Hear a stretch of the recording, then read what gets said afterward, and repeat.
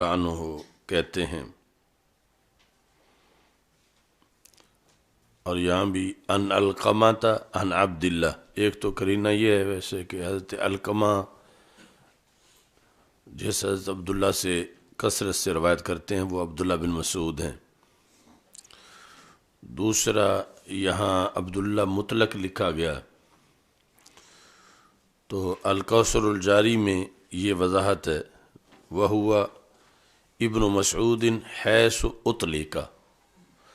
کہ یہ عبداللہ بن مسعود رضی اللہ تعالی عنہ ہیں۔ کیوں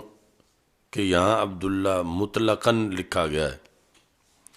مطلقاً کا مطلب یہ آگے عبداللہ بن عمر نہیں ہے، عبداللہ بن عباس نہیں ہے۔ تو یہ قانون انہوں نے بتا دیا کہ جب صرف عبداللہ ہو حدیث شریف میں تو وہ عبداللہ بن مسعود رضی اللہ تعالی عنہ ہوتے ہیں۔ ابراہیم نخعی، نخ جو ہے یہ یمن کا قبیلہ ہے۔ تو حضرت عبداللہ بن مسعود رضی اللہ تعالیٰ عنہ کہتے ہیں، اس دوران کہ میں چل رہا تھا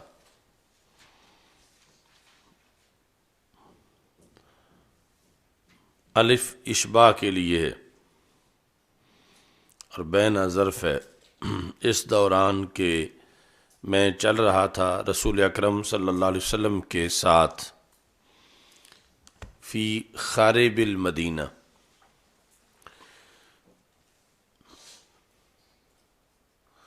ویسے تو مدینہ منورہ سب باغ جنت ہے، یہ ظاہری طور پر وہ جگہ مدینہ منورہ کی جو کہ خرب کے معنی میں آتی ہے۔ خارب مطلب کیا ہے کہ جہاں کھیتی باڑی نہیں ہوتی، جس جگہ میں، جس زمین میں، وہ زمین جو کھیتی باڑی کے قابل نہیں ہے۔ وَهُوَ يَتَوَكَّأُ عَلَىٰ عَصِيبٍ، حال یہ ہے کہ رسول اکرم صلی اللہ علیہ وسلم نے ٹیک لگائی ہوئی تھی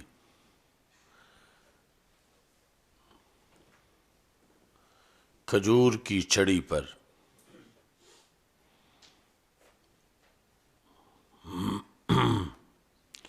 یعنی کھجور کی چھڑی پر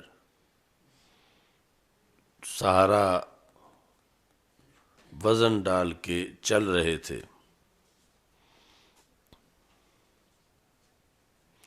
تو رسول اکرم صلی اللہ علیہ وسلم یہود کے ایک وفد کے پاس سے گزرے، فقال بعضهم لبعض سلوہ، تو ان میں سے بعض نے بعض سے کہا سلوہ عن الروح، کہ حضرت محمد مصطفیٰ صلی اللہ علیہ وسلم سے سوال کرو روح کے بارے میں کہ روح کیا چیز ہے۔ انہی میں سے یعنی بعض نے تو جب یہ کہا سوال کرو، تو آگے بعض نے یہ کہا لا تسألوہ، سوال نہ کرو۔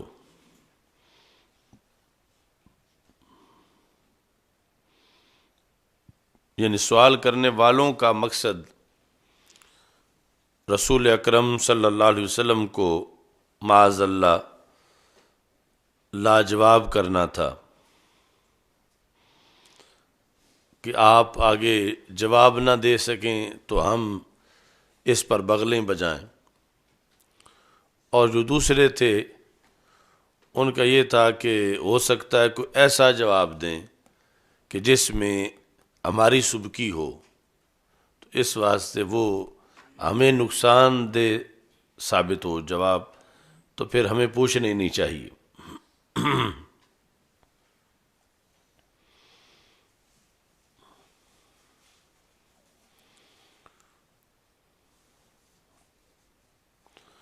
لا یجیء فیہ بشیء، کہ وہ نہ لائیں جواب میں ایسی شے جس کو تم یہود ناپسند کرتے ہو، تو جواب کی نوبت ہی نہ آنے دو، جواب تب دیں گے جب ہم سوال کریں گے، تو جواب میں ہمارے لیے کوئی ناپسندیدہ چیز آ سکتی ہے۔ تو پھر وہ جو پہلا گروپ تھا انہوں نے کہا ہم تو ضرور ان سے سوال کریں گے۔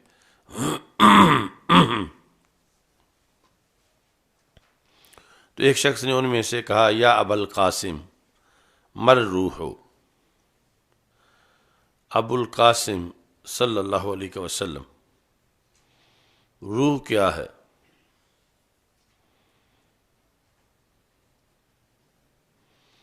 روح کیا ہے یعنی جس کی وجہ سے حیات ہوتی ہے، یعنی بندہ یا کوئی چیز جو ذی روح ہے روح کی وجہ سے زندہ ہوتی ہے، تو جس روح کی وجہ سے زندگی ہے وہ روح کیا چیز ہے؟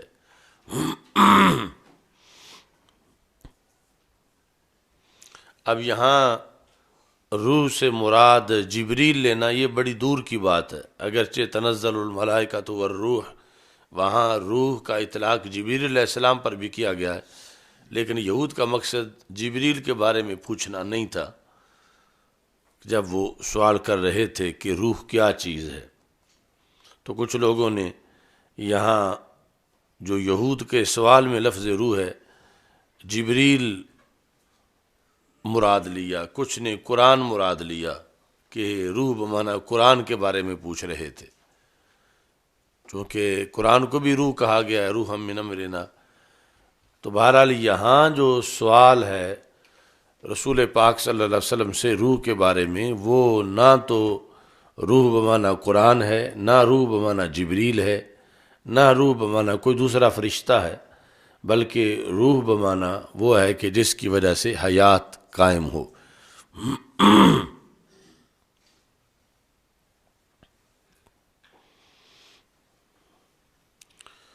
تو جب انہوں نے پوچھا تو اللہ تعالیٰ نے وحی نازل کر دی، فسکتا، تو رسول اکرم صلی اللہ علیہ وسلم خاموش ہوئے، یعنی یہی لمحہ کہ جب آپ خارب المدینہ میں موجود تھے اور آپ ایک جگہ کھڑے نہیں تھے بلکہ گزر رہے تھے، درمیان یعنی گزرنے کے دوران وہیں یہود موجود تھے، یہود کے پاس سے آپ گزر رہے تھے، نہ کہ یہود آپ کے پاس سے، چونکہ فمر بنفر من الیہود، آپ گزرے، تو اب انہوں نے آپس میں یعنی وہ گفتگو کر کے سوال کیا، تو یہ معمولی ٹھہرنا تھا رسول پاک صلی اللہ علیہ وسلم کا، گزرتے گزرتے بریک لگانا مختصر ٹائم کے لیے، اور اسی دوران پھر وحی کا نزول ہوا۔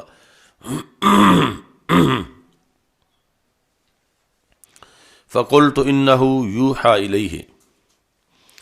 تو میں جو خادم ساتھ تھا، حضرت عبداللہ بن مسعود رضی اللہ تعالیٰ عنہ کہتے ہیں، میں نے کہا کہ آپ کی طرف وحی ہو رہی ہے، یعنی جب وہ قرائن میں نے دیکھے تو میں کھڑا ہوا، فلم من جلا عنہ، جب رسول اکرم صلی اللہ علیہ وسلم سے وحی کی کیفیت جو ہے وہ ختم ہو گئی، تو وحی کی کیفیت جب ختم ہوئی، فقال وَيَسْأَلُونَكَ عَنِ الروح، اور وہ سوال کرتے ہیں آپ سے روح کے بارے میں، قُلِ الروح من امر ربی، تو فرما دو کہ روح میرے رب کے امر سے ہے، اور نہیں دیے گئے تم علم سے مگر تھوڑا۔ تو یہ ترجمۃ الباب جو ہے وہ ثابت ہوا، باب قول اللہ تعالی وما اوتیتم من العلم الا قلیلا۔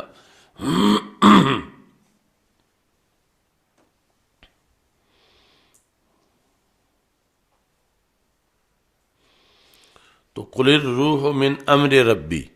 اللہ کے امر سے ہے، تو جواب کا خلاصہ کیا بنا؟ مطلب یہ ہے کہ جس طرح اللہ کے امر کن، انما امرہ اذا اراد شیئا ان یقول له کن فیکون، تو جس طرح کن سے باقی چیزیں مارز وجود میں آئی ہیں، ایسے ہی روح بھی ایک چیز ہے جو کن سے مارز وجود میں آئی ہے۔ جیسے باقی چیزیں امر کن سے تعلق رکھتی ہیں، تو روح بھی کوئی ایسی چیز نہیں کہ جو ازلی ابدی ہو، بلکہ یہ بھی امر کن کے ساتھ ریلیٹڈ ہے، حادث ہے، اور اس کا محدث، اس کو پیدا کرنے والا اللہ ہے، جس نے امر کن کے ساتھ اس کو پیدا کیا ہے۔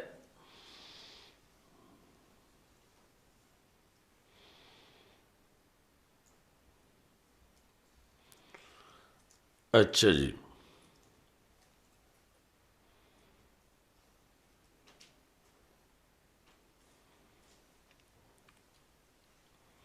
تو یہاں پر یہ مختصر حدیث ذکر ہے، باقی جگہ پھر اس کی تفصیل جو ہے وہ آئے گی۔ تو ترجمۃ الباب یعنی کتاب العلم کے اندر جو ہے وہ اس کو لانے کا مقصد یہ ہے کہ جس طرح وفوق کل ذی علم علیم، تو ایسے ہی یہ ہے وما اوتیتم من العلم الا قلیلا، کہ جتنا بھی کسی کے پاس زیادہ علم ہو اللہ کے علم کے مقابلے میں وہ بہت تھوڑا ہے، چونکہ وما اوتیتم سے مخاطب سب ہیں کہ تمہیں علم نہیں دیا گیا مگر تھوڑا سا، زیادہ علم جو ہے وہ رب ذوالجلال کا علم ہے۔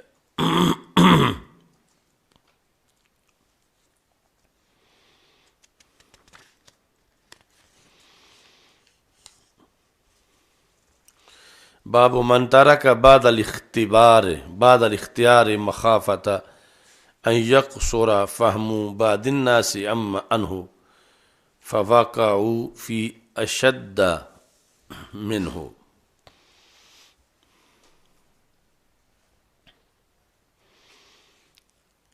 جس نے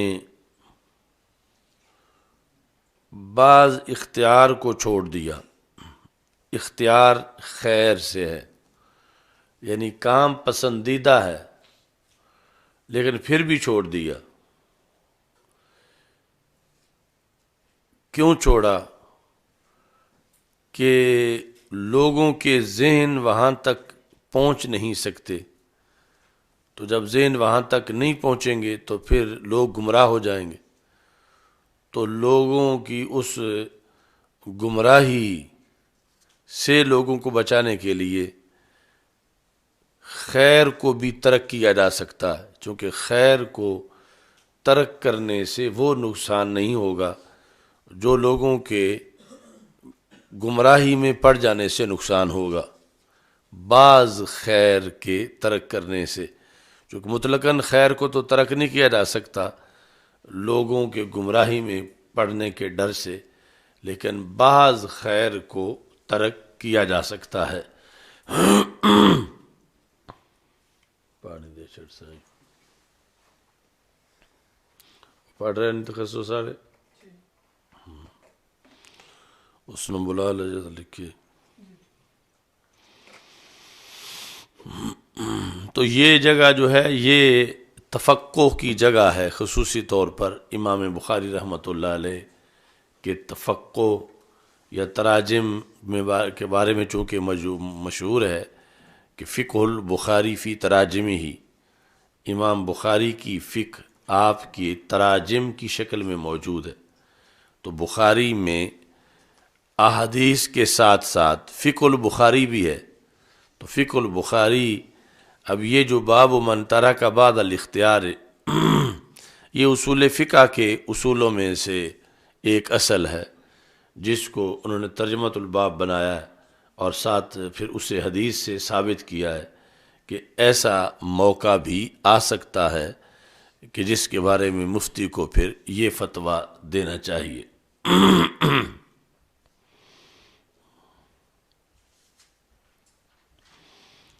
اور بہت قلیل اس کے مواقع ہیں کہ ایک چیز کے خیر ہونے میں شک نہیں، لیکن پھر بھی اس کا ارتکاب نہیں کیا جا رہا، کہ ارتکاب کرنے میں پھر اس کا ضرر زیادہ ہو سکتا ہے، تو اس کا ارتکاب نہ کرنا، اسے بجا نہ لانا اس کے خیر ہونے کا انکار نہیں، وہ اپنی جگہ یقیناً خیر ہے، لیکن اس کو عملی جامہ پہنانے سے آگے نقصان شر کی شکل میں زیادہ ہو سکتا ہے۔ تو اب اسی کے اندر بھلائی ہے کہ اسے خیر ہونے کے باوجود ترک کیا جائے۔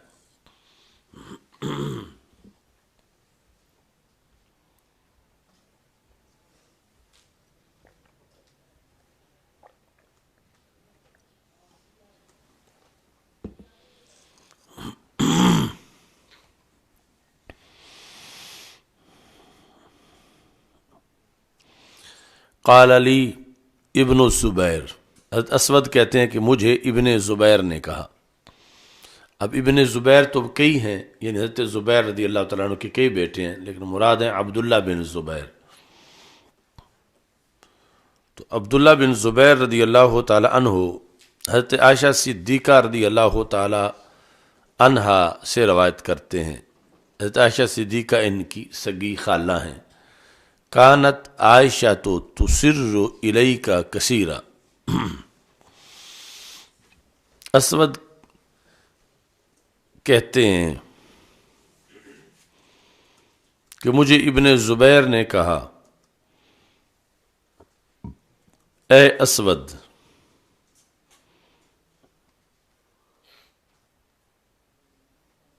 آپ سے حضرت عائشہ صدیقہ رضی اللہ تعالی عنہا کثرت سے راز کی بات آپ کو بتا دیتی تھیں۔ تو یہ جو حضرت اسود نخی ہیں علماء عباد میں سے ہیں، جنہوں نے 80 حج کیے تھے، 80 حج اور عمرے، اور ہر ایک جدا جدا کیا تھا۔ اور یہ ابراہیم نخی کے ماموں ہیں اور حضرت عائشہ صدیقہ رضی اللہ تعالی عنہا کے شاگرد ہیں۔ فما حدثت کا فی الکعبۃ، بار کون سائیں کی دی آواز آ رہی، فما حدثت کا فی الکعبۃ، انہوں نے آپ کو جب بہت سی حدیثیں بتائیں تو کعبہ کے بارے میں کیا بتایا؟ قلت قالت لی، تو میں نے کہا، اسود کہتے ہیں کہ انہوں نے مجھے یہ بتایا، قال النبی صلی اللہ علیہ وسلم، کہ رسول اکرم صلی اللہ علیہ وسلم نے فرمایا، یا عائشہ تو لولا قوموں کے حدیث احدہم، اے عائشہ اگر تمہاری قوم، مراد ہیں قریش، تمہاری قوم، لولا حدیث احدہم، اگر ان کا زمانہ نیا نہ ہوتا، عائشہ اگر تمہاری قوم کا زمانہ نیا نہ ہوتا، یعنی انہوں نے نیا نیا کفر نہ چھوڑا ہوتا، کفر چھوڑے اگر بہت مدت گزر گئی ہوتی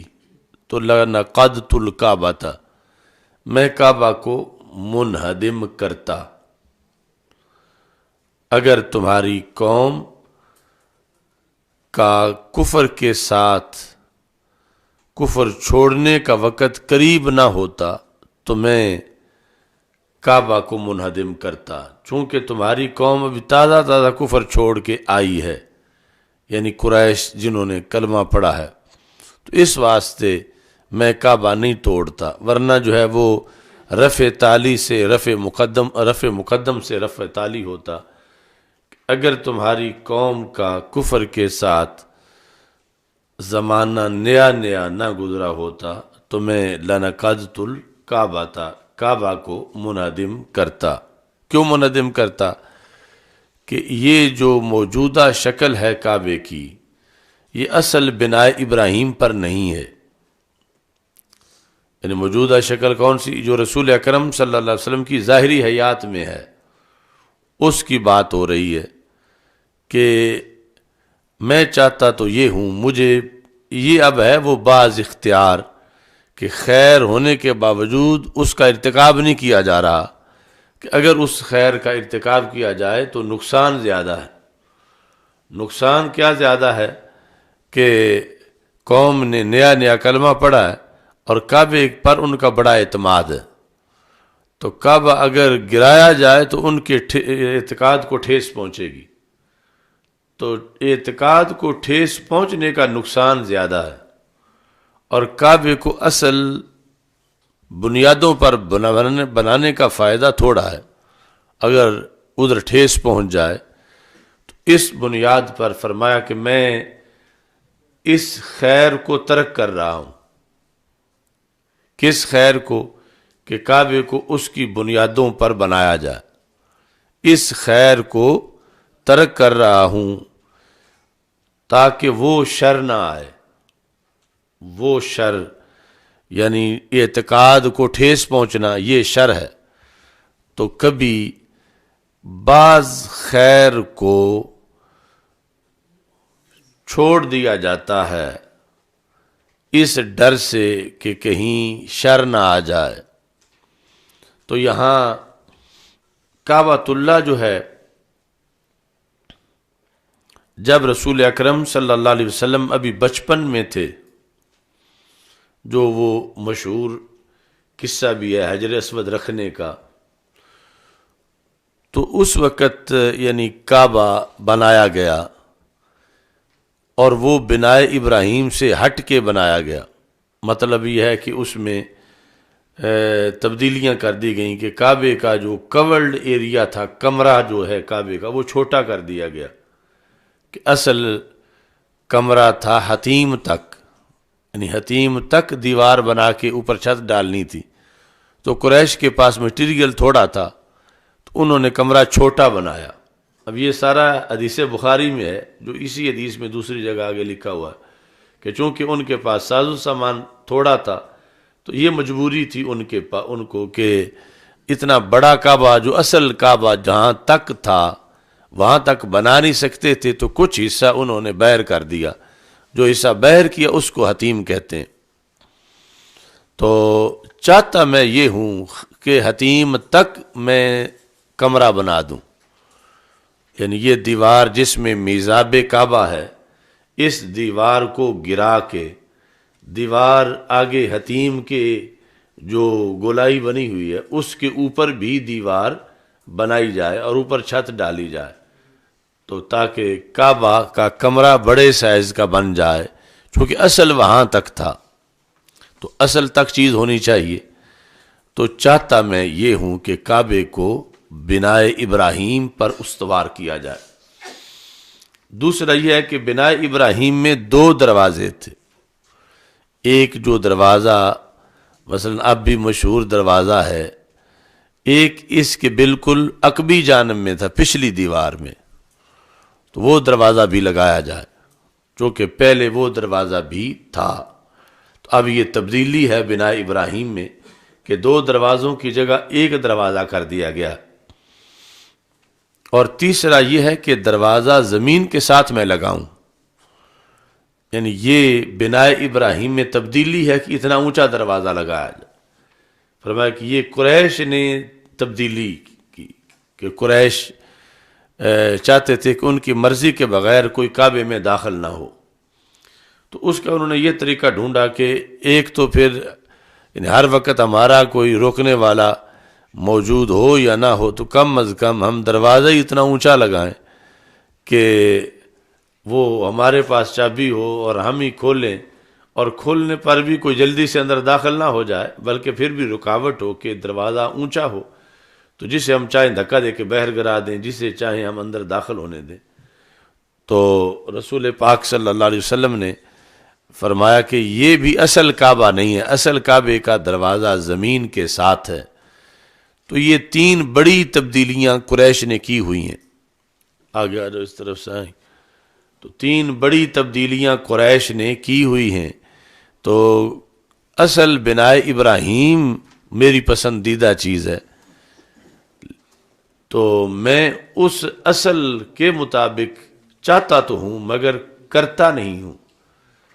میں نے کیا نہیں ہے، کیونکہ اگر کروں گا تو اتنی بڑی چیز جس پر لوگوں کا اعتماد قائم ہے، جب ان کے سامنے اسے گرا کر بنایا جائے تو پھر وہ پہلے والی صورتحال اعتقاد کی نہیں رہے گی، اور قوم ابھی نئی نئی بت پرستی چھوڑ کے آئی ہے تو ان کے اعتقاد کو ٹھیس پہنچے گی۔ یا عائشہ تو لولا قوموں کے حدیث احدہم قال ابن الزبیر بکفر، اگر ان کا کفر کے ساتھ قریب کا زمانہ نہ ہوتا قریش کا، لنقضت الکعبۃ، تو میں کعبہ کو توڑ دیتا، فجعلت لہ بابین، جعلت لہا بابین، میں اس کے دو دروازے بناتا، باب یدخل الناس و باب یخرجون، ایک دروازہ جس سے لوگ داخل ہوں جو اب بھی قائم ہے، دوسرا دروازہ جس سے خارج ہوں جو پچھلی دیوار میں پہلے ہوا کرتا تھا۔ اور یہ چونکہ 10-12 مرتبہ حدیث آئی بخاری میں، تو آگیا کہ میں دروازہ زمین کے ساتھ لگاتا، چونکہ قریش نے یہ اس میں اپنی طرف سے تبدیلی کی ہوئی ہے اپنی خواہش کے مطابق لوگوں کو روکنے کے لیے۔ ففعلہ ابن الزبیر، تو حضرت عبداللہ بن زبیر رضی اللہ تعالی عنہ نے اسی کو دلیل بنا کر پھر کعبے کو اس طرح کر دیا جس طرح کہ رسول پاک صلی اللہ علیہ وسلم کی تمنا تھی، اور عارضے کے پیش نظر کیا نہیں تھا، اسے خیر سمجھتے تھے کہ یوں کرنا چاہیے کہ اسے اصل ابراہیم علیہ السلام کی بنیادوں پہ رکھنا چاہیے۔ یہ قریش انہوں نے بگاڑ پیدا کیا ہے، مگر وہ قریش کے خلاف اصل کام کو برقرار رہنے دیا کہ اس کو ہلانے سے نقصان بڑا ہوگا، خیر کے ارتکاب سے شر زیادہ آئے گا۔ تو حضرت عبداللہ بن زبیر رضی اللہ تعالیٰ عنہ جب امیر المومنین تھے مکہ مکرمہ میں یزید کے زمانے میں، تو انہوں نے پھر اس حدیث کو پیش نظر رکھا کہ اب تو بہت سا وقت گزر چکا ہے، اب حدیث عہد نہیں ہے قوم، اب کئی سال ہو گئے ہیں اسلام لائے ہوئے لوگوں کو، تو رسول پاک صلی اللہ علیہ وسلم کے دل کی جو حسرت تھی میں وہ پوری کروں، کیونکہ اب تو کئی سال گزر گئے ہیں، اور میں پھر کعبے کو ان بنیادوں پہ قائم کرتا ہوں جو نبی اکرم صلی اللہ علیہ وسلم نے بتائی تھیں، تاکہ جو سرکار چاہتے تھے وہ ہو جائے۔ تو انہوں نے کعبے کو منہدم کیا اور حتیم کو شامل کر دیا کمرے کے اندر، اور 2 دروازے بنا دیے، ایک دروازہ اور دونوں دروازے زمین کے ساتھ لگا دیے۔ تو یہ انہوں نے حدیث پر عمل کر کے دکھا دیا کہ اصل رسول پاک صلی اللہ علیہ وسلم کی جو تمنا تھی، لیکن حالات اجازت نہیں دے رہے تھے، تو میں نے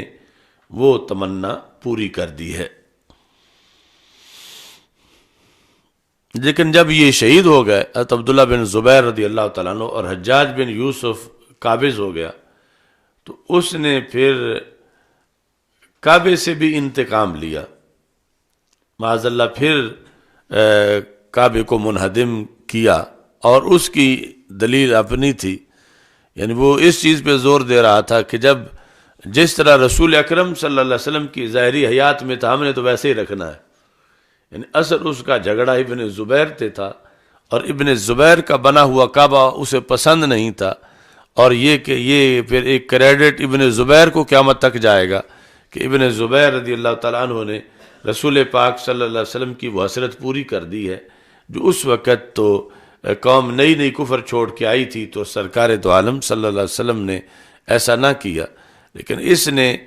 بظاہر نعرہ تو اوپر یہ رکھا کہ جیسے سرکار دو عالم صلی اللہ علیہ وسلم کے عہد میں تھا ہم نے ویسے ہی رکھنا ہے،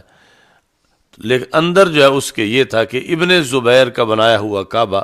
ہمیں پسند نہیں، نواسہ صدیق اکبر رضی اللہ تعالی عنہ نے جو بنایا ہے، تو اس طرح پھر اس نے پھر منہدم کیا، اور پھر وہ جو قریش کی بنا تھی، یعنی پیچھے دو ماڈل تھے، ایک بنائے ابراہیم علیہ الصلوۃ والسلام، دوسرا بنائے قریش، تو بنائے قریش پر پھر اس نے بنایا، حتیم کو باہر نکال دیا، دروازہ ایک کر دیا اور دروازہ اونچا کر دیا۔ تو اس کے بعد پھر امت نے اجماع کیا کہ آئندہ کعبے کو نہ چھیڑا جائے، یعنی اس طرح پھر کعبے کے بارے میں بھی ایک لوگوں کا سیاسی اقتدار کا جھگڑا چل پڑے گا، ہر ایک کہے گا میں نے اپنے دور میں اپنے انداز میں کعبہ بنانا ہے، تو اس سے پھر آگے وہی نقصان ہوگا کہ جو رسول پاک صلی اللہ علیہ وسلم نے جس خدشے کا اظہار کیا تھا، تو پھر اس پہ جو موجودہ شیپ ہے یہ اس پر اکتفا اجماع کیا گیا۔ اب یہ بنا ہوا ہے حجاج بن یوسف کا، لیکن ڈیزائن وہ ہے جو بنا ابراہیم، جس پر رسول پاک صلی اللہ علیہ وسلم نے ظاہری حیات میں کعبے کو برقرار رکھا، اور بعض میں یعنی ایک مرتبہ جزوی طور پر اس میں کچھ نقصان ہوا انہدام کا، لیکن اسے بنا دیا گیا، مگر یہ بنا ہوا جو اس وقت چل رہا ہے، یہ آخری جو حجاج بن یوسف نے جس وقت دوبارہ اس کو بنایا بنائے قریش کے لحاظ سے، جو رسول پاک صلی اللہ علیہ وسلم کی ظاہری حیات میں پھر جس کو برقرار رکھا گیا تھا، تو یہ وہ ہے۔ اب اس میں ترجمۃ الباب جو ہے وہ واضح ہوا، جو ان مفتیان کرام کے سبق کا بھی حصہ ہے کہ امام بخاری نے فقہی اصول قائم کر کے ترجمۃ الباب بنایا، من ترک بعض الاختیار مخافۃ ان یقصر فہم بعض الناس فیقع فی اشد منہ، کہ کبھی کسی خیر کو بھی ترک کر دیا جاتا ہے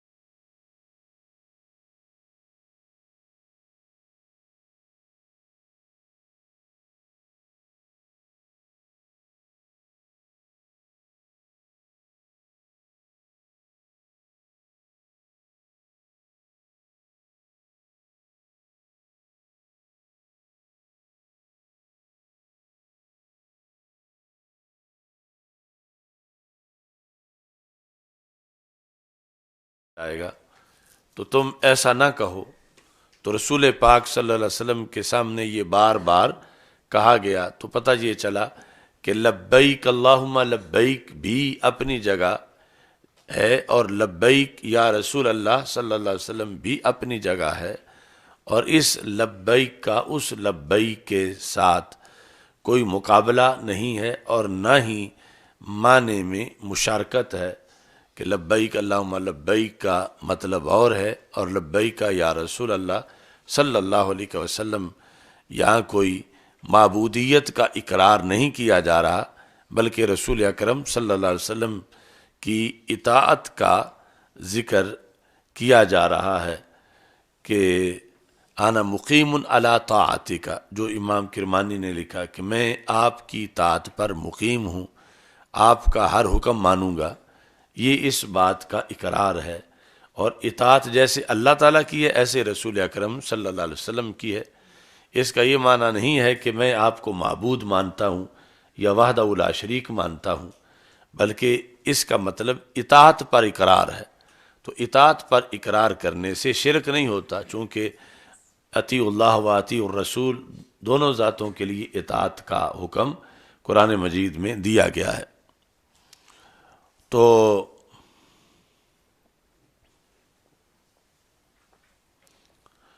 یہاں پر نبی اکرم صلی اللہ علیہ وسلم نے جو گفتگو فرمائی،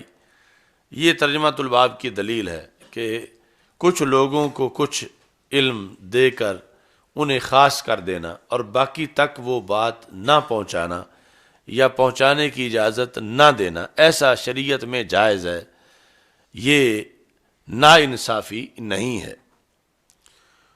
تو رسول پاک صلی اللہ علیہ وسلم نے حضرت معاذ بن جبل رضی اللہ تعالیٰ عنہ کو فرمایا کہ ما من احد، جو بندہ بھی یہ گواہی دیتا ہے کہ اللہ تعالیٰ کے سوا کوئی معبود نہیں اور حضرت محمد مصطفیٰ صلی اللہ علیہ وسلم اللہ کے رسول ہیں،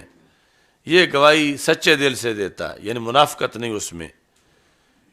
جو بھی ایسا کرتا ہے، جو بھی ایسا کرے یعنی کلمہ پڑھے سچے دل سے، حرمہ اللہ علی النار، اللہ اس کو آگ پہ حرام کر دے گا، یعنی وہ بندہ دوزخ میں نہیں جائے گا جس نے بھی صدقے دل سے لا الہ الا اللہ محمد الرسول اللہ صلی اللہ علیہ وسلم یہ کلمہ اسلام پڑھ لیا، اس بندے کو رب نے دوزخ پہ حرام کر دیا، وہ یقیناً جنتی ہے۔ تو یہ خبر دی نبی اکرم صلی اللہ علیہ وسلم نے دوران سفر حضرت معاذ بن جبل رضی اللہ تعالیٰ عنہ کو۔ اب حضرت معاذ بن جبل رضی اللہ تعالیٰ عنہ نے جب اتنی بڑی خبر سنی تو آپ نے اجازت مانگی رسول پاک صلی اللہ علیہ وسلم سے، افلا اخبر بہ الناس فیستبشروا، کیا میں یہ لوگوں کو نہ بتاؤں کہ وہ بھی خوش ہو جائیں، یعنی جتنے لوگوں نے کلمہ پڑھا ہوا ہے میں ان کو بتاؤں کہ یہ کلمہ قیامت تک جو پڑھے گا، جو بھی یہ کلمہ پڑھے گا تو وہ کلمہ پڑھنے سے جنتی بن جائے گا، تو کیا میں لوگوں کو نہ بتاؤں؟ اب اچھی بات بتانے کا ایک باری قرآن نے حکم دے دیا کہ جو اچھی بات ہے بتاؤ، حدیث نے بھی حکم دے دیا جو اچھی بات ہے بتاؤ، لیکن یہاں حضرت معاذ بن جبل کا یہ پوچھنا بھی ان کی فقاہت پر دلیل ہے کہ وہ قرائن سے سمجھ گئے کہ پوچھ کے یہ بتانا جائز ہو سکتا ہے، ورنہ پوچھنے کی ضرورت ہی محسوس نہ کرتے، خود ہی جا کے تبلیغ کرنا شروع کر دیتے۔ تو یہاں قرائن سے انہوں نے سمجھا کہ یہ بات تو اچھی ہے لیکن ہو سکتا ہے کہ ہر ایک کے لیے یہ مفید نہ رہے، ہر ایک کے لیے اس کا، ہر ایک کے سامنے اس کا بیان کرنا جائز نہ ہو، تو انہوں نے اس واسطے رسول پاک صلی اللہ علیہ وسلم سے پوچھ لیا۔ تو نبی اکرم صلی اللہ علیہ وسلم نے جب یہ بات سنی، قال اذن یتکلوا، پھر وہ بھروسہ کر جائیں گے، یعنی ایک ہے بات کا اچھا ہونا، ایک ہے کہ اس بات کا مجمع میں بیان کرنا عمل میں سستی آ سکتی ہے۔ اذن یتکلوا کا مطلب یہ ہے کہ پھر وہ بھروسہ کر جائیں گے، یتکلوا بھروسہ کر جائیں گے، اذن یتکلوا تب کیا کہ جب آپ بیان کر دیں گے یہ حدیث ان کو تو وہ پھر بھروسہ کر جائیں گے، تو بھروسہ کر جائیں گے تو پھر سارے قرآن و سنت کو نقصان، یعنی قرآن و سنت کا جو تقاضا ہے کہ ہر بندہ عمل کرے، وہ عمل والی جانب ڈیمیج ہو جائے گی کہ کہیں گے جنت تو ویسے ہی چلے جانا ہے، تو پھر عمل کیوں کریں؟ تو اگر یہ مقصود ہوتا کہ عمل کی چھٹی ہے تو پھر قرآن کیوں نازل ہوتا احکام پر؟ تو اس لیے فرمایا کہ اذن یتکلوا،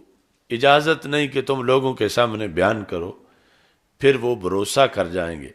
تو اس سے امام بخاری نے یہ ترجمۃ الباب بنایا کہ ایسا ہو سکتا ہے کہ کوئی بات کسی کو تو بتا دی جائے اور کسی کو نہ بتا دی جائے، اور یہ مساوات کے منافی بھی نہ ہو، یعنی یہ لازم نہ آئے کہ قوم کے لیڈر نے خیانت کی ہے، یا استاد نے شاگردوں سے خیانت کی ہے، یا پیر نے مریدوں سے خیانت کی ہے۔ یعنی اگر 100% یہ چیز پیش نظر ہے کہ ہاضمہ کس کا کتنا ہے اور کیا چیز کسی کے لیے نقصان دہ ہو سکتی ہے، یعنی بلا تشبیہ و تمثیل دیسی گھی 2-4 کلو کون ہضم کر سکتا ہے اور کون وہ ہے کہ جو اس کی وجہ سے بیمار ہو جائے گا، اس کے ساتھ یہی مہربانی ہے اسے نہ کھلایا جائے۔ اگر اس کو 2-4 کلو دے دیا گیا تو وہ چارپائی پہ پڑ جائے گا۔ تو اس بنیاد پر یعنی بعض کو بعض علم کے ساتھ خاص کرنا، اس بنیاد پہ یہ نہ کہ اندر کوئی اور بیماری ہے کسی کے عام مبلغ کے لحاظ سے، کوئی اور غصہ ہے، کوئی اور ان سے بدلہ لینا ہے، تو وہ پھر غلط ہے۔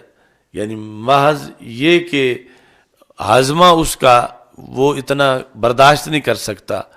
اور دوسرا جو ہے وہ واد العلم، جو علم کو رکھنے والا ہے کسی کے ساتھ، اند غیر اہلی کا مقلد الخنازیر، کہ جو علم کا اہل نہ ہو اور اس کے بعد پاس علم رکھ دیا جائے، تو یہ ایسے جیسے خنزیر کو ہار پہنا دیا گیا۔ تو اب اس حدیث میں بھی روکا گیا کہ علم دیتے وقت دھیان کرو کہ کہیں علم کی توہین تو نہیں ہو رہی، کہ علم بہت مقدس ہے اور ہر گردن اس اہل نہیں کہ اس کا ہار اس گردن میں ڈالا جائے، تو کہیں کسی خنزیر کی گردن کے اندر اس مقدس علم کا ہار نہ ڈالنا۔ تو اب ہر کسی کو پڑھانے کا حکم ہے، ہر طرف تبلیغ کا حکم ہے، اور ساتھ آگے یہ بھی پابندی ہے کہ خنازیر جو ہیں ان کو ہار نہ ڈالنا۔ تو اس بنیاد پر یعنی تعلیم، تدریس، تبلیغ، تصنیف، اس کے کئی مرحلے بہت زیادہ حساس ہیں اور بہت زیادہ مشکل ہیں کہ وہاں سے حق پہچاننا کہ اب میں کیا کروں، یہ مبلغ، مدرس، مصنف کے لیے بہت امتحان کی جگہ ہے۔ تو باب من خص بالعلم قوما دون قوم کراہیت اللہ یفہموا، تو اگر اپنا کوئی معاملہ نہ ہو مبلغ کا کسی کے ساتھ کوئی انتقام لینے کا یا کوئی اور، تو محض اس بنیاد پہ ایسا ہو سکتا ہے کہ وہ پورا سمجھیں گے نہیں، لہذا انہیں نہ بتایا جائے۔ تو اس طرح ایک قوم کو ایک علم کے ساتھ خاص کیا جا سکتا ہے۔ ایک قوم سے مراد اب یہ نہیں کہ کروڑوں کی قوم ہو، مطلب 10 بندے بھی، ایک کلاس سے 10 بندے بھی، ایک جگہ کے 100 بندے بھی، باقی ہزاروں کے مقابلے میں، یعنی ان کو کسی ایک چیز کے ساتھ خاص کرنا سوائے دوسروں کے، اس کا مشروط طریقے سے ایک اجازت نامہ موجود ہے، لیکن عمومی پالیسی یہ ہے کہ بات جو ہو سب سے کی جائے، سب کو پڑھایا جائے، سب تک بات پہنچائی جائے، لیکن آگے اس کے اندر بھی ایک پالیسی موجود ہے جس میں مقصد جو ہے کوئی اپنا بدلہ یا بڑائی نہیں، بلکہ مقصد قوم کو اجتماعی نقصان سے بچانا ہے کہ کوئی کہیں تکذیب نہ کر بیٹھے اللہ تعالیٰ کی اور اللہ کے رسول صلی اللہ علیہ وسلم کی، یا قوم بے عمل نہ ہو جائے۔ تو اس طرح کی کئی چیزیں جو ہیں ان میں پھر خصوصیات کا لحاظ کیا جا سکتا ہے۔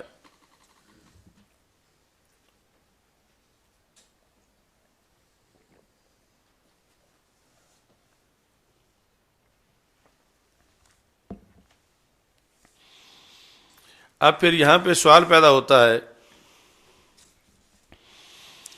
کہ جب رسول پاک صلی اللہ علیہ وسلم نے بیان کرنے کی اجازت نہ دی تو پھر یہ آگے ہم تک کیسے پہنچی؟ تو حضرت معاذ بن جبل نے بالآخر بیان کی تو ہم تک پہنچی، یعنی امام بخاری تک پہنچی اور آگے پوری دنیا تک پہنچ گئی۔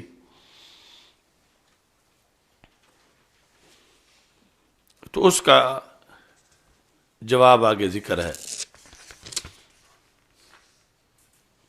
وَأَخْبَرَ بِهَا مُعَاذٌ عِنْدَ مَوْتِهِ تَأَسُّمًا، کہ حضرت معاذ بن جبل نے ساری زندگی یہ بات چھپا کے رکھی،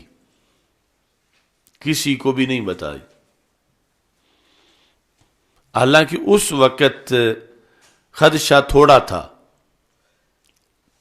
اِذَنْ يَتَّكِلُوكَ کہ دورے صحابہ تھا، تو بہت کم تھا کہ کوئی اس پہ بھروسہ کرتا، اور آج جو ہے وہ بہت زیادہ ہے، یا بعد کے سالوں میں، تو یہ کیسے پھر آگے بات کیسے آئی؟ تو راوی کہتے ہیں کہ اخبر بہا معاذ عند موتہ، موت کے وقت تک انہوں نے چھپائی، لیکن موت کے وقت ایک دوسری حدیث غالب آ گئی، اور اس کے آگے کوئی دروازہ نہیں تھا، کوئی چارہ نہیں تھا، تو انہوں نے پھر اس پر آ کر دونوں حدیثوں کو سامنے رکھ کے جو ذہن میں جانب راجع بنی اس پر عمل کیا۔ دوسری حدیث جو ہے وہ ذہن میں آ گئی کہ اب میرے وصال کا وقت ہے، اس کے بعد تو یہ چانس ہی نہیں ہے کہ میں بیان کر سکوں، اب اگر میں بیان نہیں کرتا تو میں یہ علم ساتھ لے کے دفن ہو جاؤں گا۔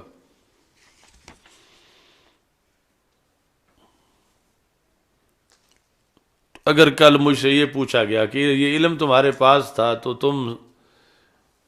اس کا تم نے ابلاغ کیوں نہیں کیا، تو کتمان علم کی جو وعیدوں والی آیات ہیں وہ سامنے آئیں، کتمان علم کی جو شدید اللہ کی طرف سے مواخذہ ہے، اور ساتھ یہ کہ چلو اس وقت ابھی ابتدائی احکام تھے لوگوں کے لحاظ سے، تو اب تو یہ حکمت لوگوں میں آ گئی ہوگی کہ اس سے کوئی آگے تقیہ نہیں ہوگا، ساری دیگر آیات احادیث بھی سامنے ہوں گی، تو میں یعنی جن حالات میں نبی اکرم صلی اللہ علیہ وسلم نے روکا تھا ان میں تو رک ہی رہا ہوں، تو اب اتنے سال گزر گئے ہیں تو میں ایک امانت جو ہے وہ آگے پہنچا دوں۔ تأسما یہ ہے مفعول لہو، وہ مفعول لہو جو فعل سے پہلے پایا جاتا ہے۔ ایک تو ہوتا ہے نا مفعول لہو کہ جو فعل پر مرتب ہوتا ہے، ضربتہ تادیباً، میں نے اس کو مارا ادب سکھانے کے لیے۔ اب ادب سکھانا یہ مار سے پہلے نہیں، مار کے بعد پایا جائے گا، کہ مار پڑے گی تو ادب آئے گا، لیکن ایک مفعول لہو ہوتا ہے کہ وہ پہلے پایا جاتا ہے، جس طرح قعدت عن الحرب جبنا، میں جنگ سے بیٹھ گیا بزدلی کی بنیاد پر، تو اب وہ بزدلی پہلے پائی گئی، اس کے بعد جنگ سے علیحدہ ہونا پایا گیا۔ تو یہاں بھی تأسما یہ جو ہے وہ ہے کہ اخبر بہا معاذ عند موتہ تأسما، حضرت معاذ بن جبل نے یہ کام کیا تاکہ کہیں گنہگار نہ ہو جائیں کہ اگر نہ بیان کروں گا تو گنہگار ہو جاؤں گا، تو تعصم سبب بنا، گنہگار بننا جس نے مرتب ہونا تھا عدم بیان پر، تو انہوں نے تعصم سے بچنے کے لیے بیان کر دیا کہ میں گناہ گار نہ بنوں، اور اب آگے میرے پاس چانس نہیں ہے، یہ آخری موقع ہے، اور لے کے چلا جاؤں گا تو گناہ گار بن جاؤں گا، تو گناہ گار ہونے سے بچنے کے لیے انہوں نے بیان کر دیا۔ اچھا جی، یہاں پر الکوثر الجاری میں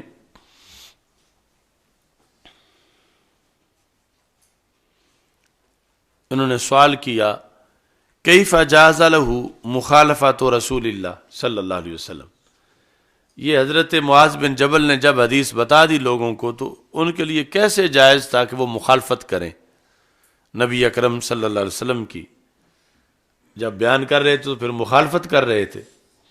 تو ان کے لیے مخالفت کرنا کیسے جائز؟ یہ پہلے سوال کی طرح ہی سوال ہے۔ قلت اخذ الجواز من قولہ یتکل، انہوں نے جواز اخذ کیا، غیر ناجائز سمجھتے ہوئے یہ کام نہیں کیا، بلکہ اب اسے جائز سمجھا کہ فرمان رسول صلی اللہ علیہ وسلم کی روشنی میں یہ اب جائز ہے، کیونکہ سرکار دو عالم صلی اللہ علیہ وسلم نے مطلقاً اس سے منع نہیں کیا تھا، مشروط منع کیا تھا۔ شرط کیا تھی؟ کہ بھروسہ کر جائیں گے، تو انہوں نے پھر دلائل سے سمجھا کہ اب وہ زمانہ نہیں ہے کہ بھروسہ کر جائیں گے، لہذا جو علت تھی عدم بیان کی اب ختم ہو گئی ہے، تو مجھے اب بیان کر دینا چاہیے۔ وَلَمَّا زَالَ ذَلِكَ الْمَانِعُ، جب وہ ماننے ختم ہو گیا، کون سا؟ یتکلو والا۔ کیسے ختم ہوا؟ بِأَنْ اعتادوا بالطاعات، کہ لوگ عادی بن گئے نیکیوں کے، وَدَخَلَ حَوَلَاوَاتُهَا فِي أَعْمَاقِهِمْ حَتَّى كَاسَدُوا التَّرَهُبَ، یہاں تک کہ جو بندگی کی مٹھاس تھی وہ لوگوں کے دلوں کے گہرائیوں میں داخل ہو گئی، کہ سرکار دو عالم صلی اللہ علیہ وسلم سے اجازتیں بھی مانگتے رہے کہ اب ہمیں رہبان بن جانے کی اجازت دے دو، اتنا نیکی کا جذبہ آ گیا، تو اب یتکلو والا معاملہ ختم ہوا۔ کسی نے قیام اللیالی کی اجازت مانگی، کسی نے صوم دہر کی اجازت مانگی۔ اچھا جی، تو اس طرح کر کے بہرحال انہوں نے پھر جاتے وقت یہ سمجھا کہ اب پہلے تو کئی مراحل آئے ہوں گے زندگی میں، بیان کروں تو پھر یہی راجع آیا کہ نہ کروں، لیکن اب آگے موقع ہی نہیں تھا کوئی، تو اس بنیاد پر انہوں نے بیان کر دیا، اور آگے پھر یہ ہے کہ مشروط طریقے سے یا وضاحت کے ساتھ لوگوں کے سامنے ایسی چیزیں بیان کر دی جائیں تاکہ اس میں امید بھی برقرار رہے اور بدعملی بھی نہ آئے۔ تو الایمان بین الخوف والرجاء، خوف اور رجا کے درمیان جو ہے، نہ یہ ہو کہ جنت کا کوئی رستہ ہی نہیں ہے، بات ہی ختم ہے، یہ مشکل ہی بڑی ہے، مل ہی نہیں سکتی، جس طرح وہ جاٹ نے اپنی چادر جھاڑ کے کندھے پہ رکھی کہ مولویوں نے تو جو بتایا یہ جنت نہیں مل سکتی، ہمیں کوئی اور کام کرنا چاہیے، اسے ڈھونڈنا ہی مشکل ہے، مطلب فضول ہے، مل ہی نہیں سکتی۔ تو نہ ایسی صورتحال ہو کہ امید ہی ختم ہو جائے، نہ یہ ہو کہ یہ بھی کوئی مشکل ہے، یہ تو ابھی ہم نے لے لینی ہے، تو بلکہ درمیان میں کہ امید بھی ہو اور عمل بھی آخری گھڑی تک بدستور ہو۔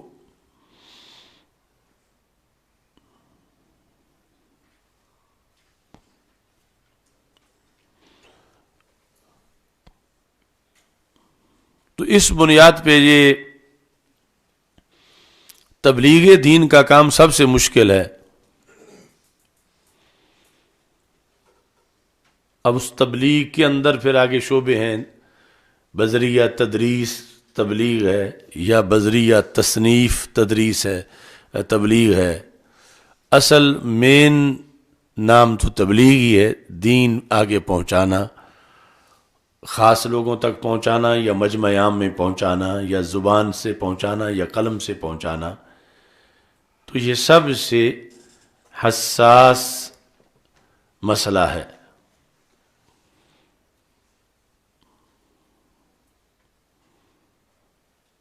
اور شروع سے حساس آ رہا ہے،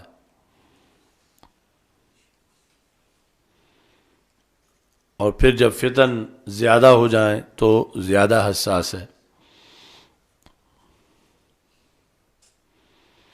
پھر اس کے جو اس کی شرائط ہیں، کبھی تو ان شرائط کا لحاظ کیا جاتا ہے کہ نفس الامری طور پر، اور پھر کبھی شرائط کے اندر اپنے مفادات کو پیش نظر رکھا جاتا ہے، تو پھر جا کے گڑبڑ ہو جاتی ہے کہ ایک ہے ان شرائط کو محض للہ فی اللہ پیش نظر رکھنا، اور دوسرا ہے کہ بعض ذاتی مفادات کے لیے شرائط کا سہارا لینا۔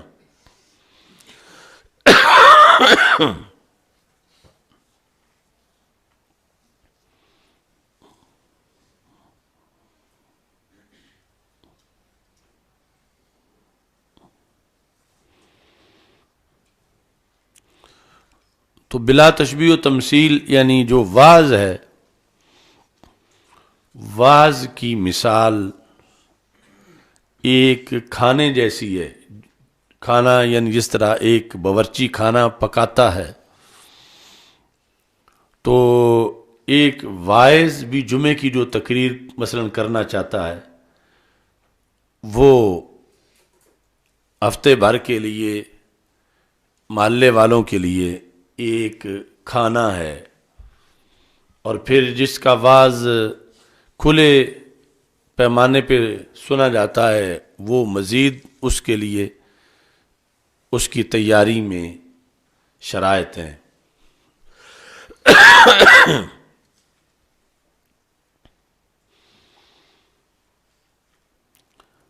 تو واعظ کا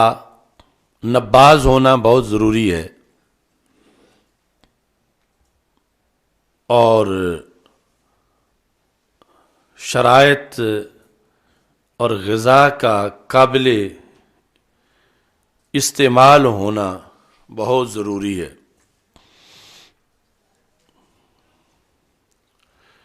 واعظ من وجہ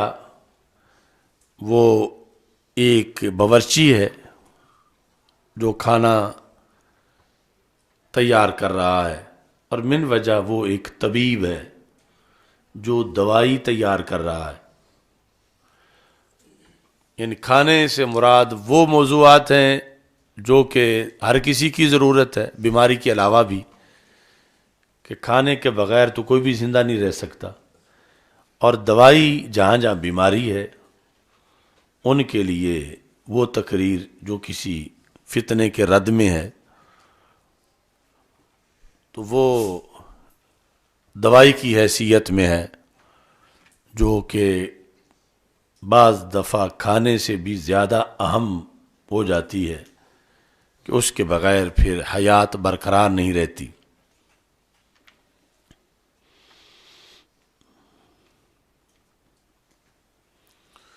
تو کھانا جو ہے وہ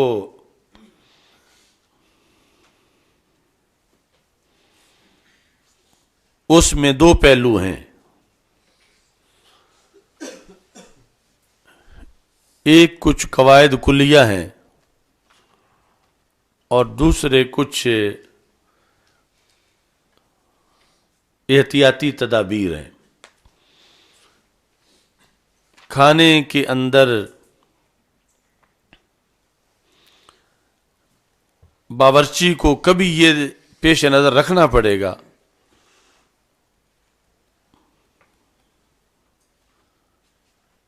بعض چیزوں کو، کہ اسے کہا جائے کہ اس طرح کا پکاؤ، سارے پسند کریں، ایسا نہ ہو کہ لوگ لقمہ لگائیں اور پھر وہیں پڑا رہے سارا۔ تو اب کامیاب باورچی کے پیش نظر یہ بھی ہے کہ کہیں پکا ہوا سارا خراب ایسے ناپسند ہی نہ ہو جائے کہ لوگوں کی ٹیسٹ کے مطابق ہی نہ ہو، یہ بھی اس کے پیش نظر ہے۔ اور دوسرا یہ بھی پیش نظر ہے کہ کچھ مسلمات ہیں وہ تو کوئی پسند کرے یا نہ کرے، ویسا تو ضروری کرنا پڑے گا، وہ بھی اس باورچی کے پیش نظر ہے۔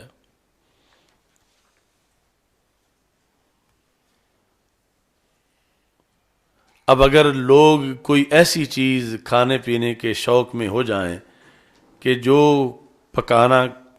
شرعاً جائز ہی نہیں،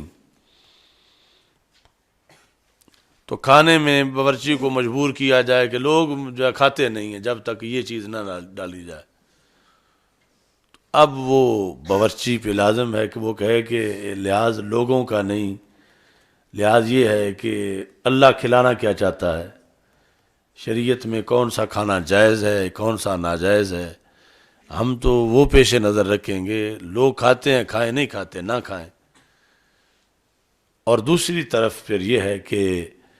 یہ بھی ایک حقیقت ہے کہ جن کے لیے پکانا ہے انہوں نے اگر کھانا نہیں تو پھر پکانے کا کیا فائدہ ہے؟ تو جہاں تک یعنی ان کے ٹیسٹ کا بھی خیال رکھا جائے، جہاں تک شریعت اجازت دیتی ہے، جو ٹیسٹ شریعت نے حرام کیا ہے وہ تو نہیں، لیکن جتنی گنجائش بن سکتی ہے اتنی گنجائش جو ہے وہ رکھی جائے، اس کا بھی لحاظ رکھا جائے۔ تو اس میں ساتھ یعنی جواز اور عدم جواز کے علاوہ یہ بھی ہو سکتا ہے، مثلا ایک باورچی جو ہے وہ کہتا ہے کہ دیسی گھی سے اچھی کون سی چیز ہے، پاک بھی ہے قوت بخش بھی ہے، تو یہ جتنا زیادہ استعمال ہو اچھا ہے، تو وہ جہاں اس نے 1 کلو استعمال کرنا تھا وہاں 50 کلو ڈال دیتا ہے۔ تو اب جب یہ کھانا تیار ہو گیا تو کھانے والے آئے تو انہوں نے اس کی کثرت کی بنیاد پر جو تھوک کے لحاظ سے ڈالا گیا تھا تو کھانے کو پسند نہ کیا اور اٹھ کے چلے گئے۔ تو اس سے پتہ چلا کہ محض کسی چیز کا اچھا ہونا یا صحت مند ہونا یہ بھی کافی نہیں، آگے کوئی حساب کتاب بھی اس کا ہونا چاہیے کہ اس کے مطابق جو ہے وہ اس کا استعمال کیا جائے۔ تو تقریر جو ہے وہ بھی ایک کھانا ہے، تو اس کے اندر جو ہے ہر چیز کا ایک معیار ہے، اس معیار کو پیش نظر رکھا جائے، یعنی حلال کے اندر بھی ایک معیار ہے، یہ نہیں حلال ہے تو پھر جتنا ڈال دیا جائے، یعنی لوگ اسے قابل عقل سمجھیں، کھائیں، چھوڑ نہ جائیں، نقصان نہ ہو، پکا پکایا پڑا نہ رہے، لوگوں کے اندر پہنچے، تو اس بنیاد پر یعنی تقریر کا تیار کرنا وہ باورچی کے کھانے کے تیار کرنے کی طرح ہے کہ جس کے اندر ہر شے جو ہے وہ حساب سے ڈالی جائے، یعنی جو ڈالی جا سکتی ہے ہر شے سے، یہ مطلب ہے کہ اس میں نمک بھی ڈالنا ہے، مرچ بھی ڈالنی ہے، گھی بھی ڈالنا ہے۔ تو یہ ٹھیک ہے کہ گھی بہت اچھا ہے، لیکن پھر بھی اس کی ایک مقدار ہے کہ جو فائدہ بخش ہو سکتی ہے، تو اس کے مطابق اب اس میں یہ ہے کہ لوگوں کا خیال پیش نظر ہے، اور اگر کسی علاقے کے لوگ معاذ اللہ چوہے کھانے کے عادی ہو چکے ہوں، یا کوئی ایسا گوشت کہ شریعت اس کی اجازت ہی نہیں دیتی، اور باورچی پہ دباؤ ہے کہ تمہارا پکا پکایا یہ جو مرغ کا گوشت ہے کوئی نہیں کھائے گا، پڑا رہے گا، یہ تمہاری سبزی کوئی نہیں کھائے گا، وہ چوہے پکاؤ. تو اب اس کو سٹینڈ لینا چاہیے باورچی کو کہ چوہے میں نہیں پکاؤں گا، میں پکاؤں گا حلال چیز ہی. کوئی کھاتا ہے کھائے، نہیں کھاتا نہ کھائے. یعنی یہاں یہ جملہ بولنا صحیح ہے، لیکن وہ کہے میں نے جہاں 5 کلو ڈالنا تھا میں نے 100 ہی ڈالنا ہے دیسی گھی، کوئی کھاتا ہے کھائے، نہیں کھاتا نہ کھائے. تو اب یہ جملہ بولنا درست نہیں ہے کہ کوئی وہ اپنے منصب کا خیال کرے اور اس میں اتنا بے نیاز نہ ہو، بلکہ اگلے جو لوگ ہیں ان کے لحاظ سے وہ ان کو پیش نظر رکھے. تو اس طرح یعنی تقریر کے اندر ترغیب و ترہیب دونوں کا ذائقہ برابر رکھنا اور جو تقاضا ہے اس کے مطابق مثالیں ڈالنا، تاکہ نہ یہ ہو کہ جنت کو کوئی رستہ ہی نہیں اور نہ یہ کہ جنت تو ہے ہی جیب میں، تو بلکہ درمیان جو ہے وہ اس میں دونوں طرح کے مثالیں ڈالے تاکہ اس کی تبلیغ جو ہے وہ قابل عمل رہے اور اس سے فائدہ ہو. اور اس کے علاوہ پھر دوسرا ہے کہ وہ زہریلا کھانا نہ دے، یا یہ ہے کہ ایسے وہ پیزے اور برگر نہ بناتا رہے جو مری بریلر مرغیوں کے ہوں یا گدھوں کے بنائے جا رہے ہوں. تو وہاں اپنا خصوصی طور پر جو ہے وہ دھیان رکھے. اور اب آزمائش یہ بھی ہے کہ ہر بندہ ہر بات سے علیحدہ علیحدہ مطلب نکال رہا ہے، اور مجمع ہے 10,000 بندے تقریر سن رہے ہیں، تو ان میں سے کون صحیح مطلب سمجھے گا اور جو نہیں سمجھیں گے ان کو کون سمجھائے گا، اور کون ہے جو اسی تقریر کا غلط مطلب لے کے اٹھ جائے گا اور آگے جا کے وہ ہلاکت میں پڑ جائے گا. تو یہ یعنی ایک آزمائش ہے، اور یہ ایک جلسہ جو دن رات ہو رہا ہے کئی جلسے عوام میں کہ وہ جو کھانا کھلا رہا ہے وہ کھانا صحت مند کتنا ہے، اور آگے صحت مند ہونے کے باوجود پھر کون سی چیز ہے جسے روکنا چاہیے، کون سی چیز ہے جسے بیان کرنا چاہیے، اور کون سی چیز ہے کہ جو اس مجمع میں اس فصل کو پھر بعد میں پانی بھی دینا چاہیے کہ صرف ایک بار کاشت کر دینا کافی نہیں ہے، بلکہ بعد میں دھیان بھی ہونا چاہیے کہ اگر کاشت کرتا جائے اور سال کے بعد دیکھے تو ایک تنکا بھی نہ ہو کہ کاشت کرتے وقت زمین صحیح تھی، بیج بھی صحیح تھا، کاشت بھی صحیح کیا، اگی بھی ہے، لیکن آگے کسی نے اس کو پانی نہیں دیا تو دھوپ میں ماری جانا تھا. یہ ساری چیزیں بہت وسیع ہیں جن کا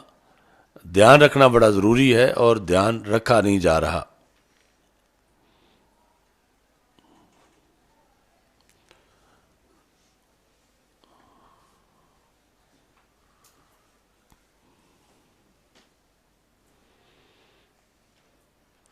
اور ایسے ہی پھر یہ جو درس و تدریس ہے وہ عام تبلیغ جو ہے اس سے ہٹ کر یہ جو مثلا تدریس ہے، اب اس میں ایک طرف حکم ہے کہ جب کوئی پڑھنے آئے تو فقولوا مرحبا بطلبۃ العلم، انہیں خوش آمدید کہو، پڑھنے والے انہیں خوش آمدید کہو، یہ فرمان رسول صلی اللہ علیہ وسلم ہے، انہیں مرحبا کہو. اور دوسری طرف یہ ہے کہ وادع العلم عند غیر اہلی کا مقلد الخنازیر، کہ جو نااہل کے پاس علم رکھے وہ یوں ہے جیسے خنزیر کو ہار پہنا رہا ہے. تو پہلے کے مطابق یہ ہے کہ جو محتمم ہے، مدرس ہے، جو آیا ہے اس سے خوش آمدید کہے، اس پہ لازم ہے، اس سے کوئی شرطیں نہ پوچھے، پہلے پڑھا ہوا کتنا ہے، تمہاری تعلیمی صلاحیت کیا ہے، تم کیا ہو، کچھ بھی نہ پوچھے، اسے مرحبا کہے، اور دوسرا اس کا سارا جائزہ لے، اور جائزہ ظاہر تک جو ہے وہ تو پورا کارگر نہیں، سارا پوچھ لے، لیکن وہ باطنی طور پر کیا ہے، یعنی یہ جتنے فرقے بنے ہیں دنیا میں یا جتنے بھی اختلافات ہوئے ہیں ان میں اکثر جو ہے وہ نتیجہ اس کا ہے وادی العلم عند غیر اہلہ، کہ جب بھی ایسے ظرف میں علم رکھا گیا جو ظرف اس علم کے اہل نہیں تھا تو وہ یوں قرار پایا جیسے خنزیر کو ہار پہنا دیا گیا، تو ہار کی بے ادبی ہے خنزیر کے گلے میں، اور پھر جو پہنانے والا ہے خنزیر کو ہار تو وہ کل اس سے خیر کی توقع کیا رکھے گا؟ یہ کہ وہ کہے کہ میں نے 90 سال پڑھایا ہے، تو 90 سال خنزیروں کو اگر ہار ڈالے ہیں تو وہ تو الٹا ایک جرم بن گیا ہے۔ اور اب یہ کون سا تھرمامیٹر ہے کہ جو بتائے کہ یہ خنزیر ہے اور وہ خنزیر نہیں؟ یعنی قیامت تک داخلہ دیتے وقت تو یہ پھر ایک مزید آزمائش ہے کہ تدریس کے وقت کسی کو پتہ چل جائے جو کہ چلنا بہت مشکل ہے کہ فلاں خنزیر ہے لہذا اس کو داخلہ نہ دیا جائے، فلاں خنزیر ہے لہذا اس کو کلاس میں نہ بیٹھنے دیا جائے، اور ادھر جو ہے وہ یہ ہے کہ قولوا مرحبا بطلبۃ العلم۔ تو یہ یعنی اس فن کی آزمائشیں ہیں کہ جس کے لیے سارے پہلو پیش نظر رکھنا ضروری ہے۔ حدیث شریف جو آج اس وقت ہم پڑھ رہے ہیں اور باقی احادیث ان کو سامنے رکھ کر تو پھر اس ساتھ جو اللہ کی طرف سے عافیت ہے اور رسول پاک صلی اللہ علیہ وسلم کی طرف سے جو نظر عنایت ہے تو اس سے ہی بیڑا پار ہو سکتا ہے، ورنہ یعنی یہ جو امت میں ریڑھ کی ہڈی کا کردار ادا کرنے والا شعبہ ہے تعلیم و تعلم کا، باقی سب سے بلند، سب سے مقدم، سب سے افضل، اس کے اندر بھی پھر آگے رستے میں ہیں جا بجا تھانے والے۔ تو یہ یعنی فکر آخرت ہر وقت ایک عالم، خطیب، مدرس، مفتی، فقی اس کے پیش نظر رہنی چاہیے کہ وہ کہیں کسی حدیث یا کہیں کسی مقام میں ایسی چیز کا ارتکاب نہ کرے جو کہ آگے جس پر نقصان مرتب ہو رہا ہو، بلکہ صحت مند کھانے کا اور اچھی دوائی کا اور آگے اچھے استعمال کا وہ اہتمام کرے تاکہ اس پر اچھے اثرات مرتب ہو سکیں۔ الحمدللہ رب العالمین والعاقبۃ للمتقین والصلاۃ والسلام علی رسولہ الکریم۔ استغفر اللہ لا الہ الا اللہ وحدہ لا شریک لہ لہ الملک ولہ الحمد وہو علی کل شیء قدیر۔ اللہم انا نعوذ بک من زوال نعمتک وتحول عافیتک وفجاءت نقمتک وجمیع سخطک۔ یا اللہ سب کی دلی نیک تمنائیں پوری فرما، بیماروں کو شفا عطا فرما، احمد ستار کے بیٹے کو شفا کاملہ عاجلہ عطا فرما۔ یا اللہ تعلیم و تدریس و تبلیغ کی جتنی حکمتیں ہیں ہمیں ان کے مطابق جو صحیح طریقہ تبلیغ و تدریس ہے اس پر کاربند رہنے کی توفیق عطا فرما۔ یا الہ العالمین نبی اکرم صلی اللہ علیہ وسلم کے عظیم مرتبہ کے طفیل یہ علماء کرام جو اس وقت طالب علمی کے آخری منزل میں ہیں، ان کو عالم ربانی بنا اور ملت کا بوجھ بطریق احسن اٹھانے اور اسے منزل تک پہنچانے کی توفیق عطا فرما۔ یا الہ العالمین رسول اکرم صلی اللہ علیہ وسلم کے عظیم مرتبہ کے طفیل الحاج محمد احسن جلالی رحمہ اللہ تعالیٰ کی بخشش فرما، ان کے درجات کو بلند فرما، اور 12 دسمبر کو ان کے ختم چہلم کے موقع پر ہمیں مؤثر طریقے سے اہتمام کرنے کی توفیق عطا فرما۔ یا الہ العالمین، حاضرین کے جتنے متعلقین مرد و زن حالت ایمان میں دنیا سے جا چکے ہیں سب کی بخشش فرما۔ وصلی اللہ تعالیٰ علی حبیبہ خیر خلقہ سیدنا مولانا محمد